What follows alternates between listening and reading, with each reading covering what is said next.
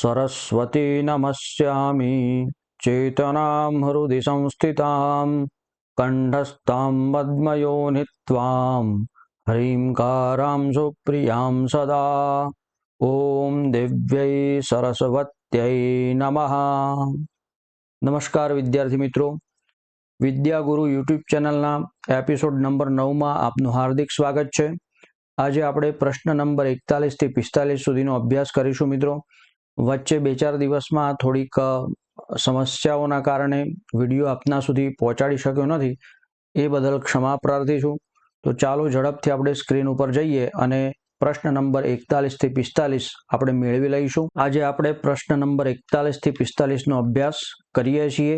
Video 9 recording થઈ રહ્યો છે અને પરીક્ષા સુધીમાં આપને ચોક્કસથી સારામાં સારી તૈયારી થઈ જશે। તો ચાલો મિત્રો આપણે પ્રશ્ન નંબર 41 જે માર્ચ 2019 મે 2021 માં પૂછાયો છે, અનુવાદ છે, 4 માર્ક્સની અંદર પૂછાય છે। કાંચી નગરે શક્તિકુમારો નામ એકઃ શ્રેષ્ઠીપુત્રઃ प्रतिवसति स्म।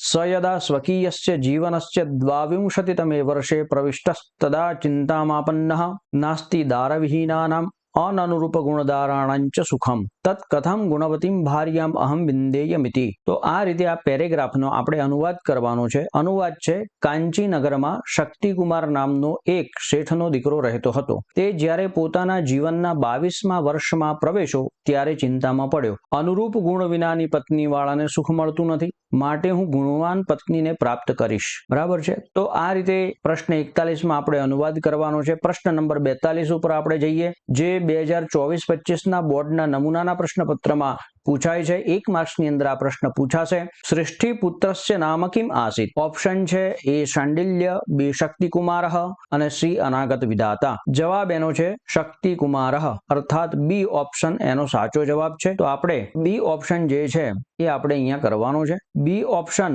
શક્તિકુમારઃ। આગળ વધીએ। પ્રશ્ન નંબર 43 માર્ચ 2015 માં 1 માર્ક્સમાં પૂછાય છે। અહીંયા ભોજ્યાદીનામ પદાર્થાનામ વર્ણનમ કૃત્વા કન્યા કિમ કૃતવતી પ્રશ્ન છે, એનો જવાબ છે ભોજ્યાદીનામ પદાર્થાનામ વર્ણનમ કૃત્વા કન્યા અતિથેઃ ભોજન રુચિમ વર્ધિતવતી અથવા તો અવર્ધયત। આગળ વધીએ। પ્રશ્ન નંબર 44 ઉપર જુલાઈ 2017 2024-25 ના બોર્ડના નમૂનાના પ્રશ્નપત્રમાં પૂછાય છે।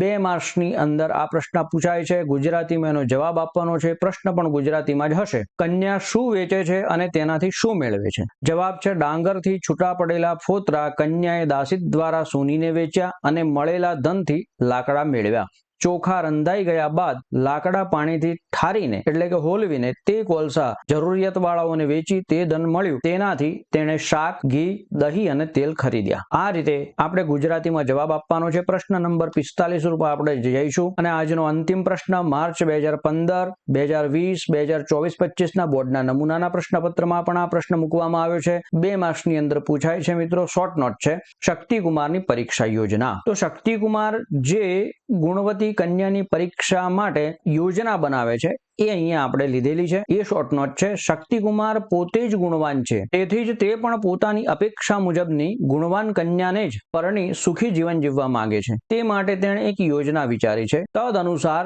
જે કન્યા તેને પ્રથમ એક પ્રસ્થ ડાંગરમાંથી જ વિવિધ વાનગીઓ બનાવી જમાડી શકે તે જ ગુણિયલ અર્થાત કે ગુણવતી કન્યા છે। આવી કન્યા મળશે તો તેની સાથે તે પોતે વિવાહનો પ્રસ્તાવ મૂકશે અને તેની સહમતિ અથવા તો સંમતિ હશે તો જ તેની સાથે તે વિધિવત વિવાહ કરશે। તો આ રીતે શક્તિકુમારની જે પરીક્ષા યોજના છે લખી શકાય। બીજી રીતે આપણે એવું પણ આપણે લખી શકીએ કે શક્તિકુમાર એક પ્રસ્થ ડાંગર વસ્ત્રના છેડે બાંધી અને ગુણવતી કન્યાને શોધવા જાય છે। કાવેરી પત્તનપુરની અંદર આવી ચડે છે। કુવા ઉપર એક ગુણવતી કન્યાને પાણી ભરતી જોવે છે અને એ પ્રસ્તાવ મૂકે છે કે આ એક પ્રસ્થ ડાંગરમાંથી તું મને વિવિધ વાનગીઓ તૈયાર કરી અને જમાડીશ? કન્યા હા પાડે છે। કન્યા એમાંથી વિવિધ વાનગીઓ તૈયાર કરે છે। કેવી રીતે તૈયાર કરે છે એ વિષય આપણે થોડુંક લાંબુ લખી શકીએ, પણ મિત્રો 2 માર્ક્સ માટે એટલું બધું લાંબુ લખવાની જરૂર હોતી નથી, એટલે આપણે આ મોર ધેન ઇનફ કન્ટેન્ટ છે અહીંયા, તો આ લખી દેવાનું અને આપણને આનાથી બેઠા માર્ક્સ મળી શકે છે। આ સાથે આજનો વિડીયો આપણે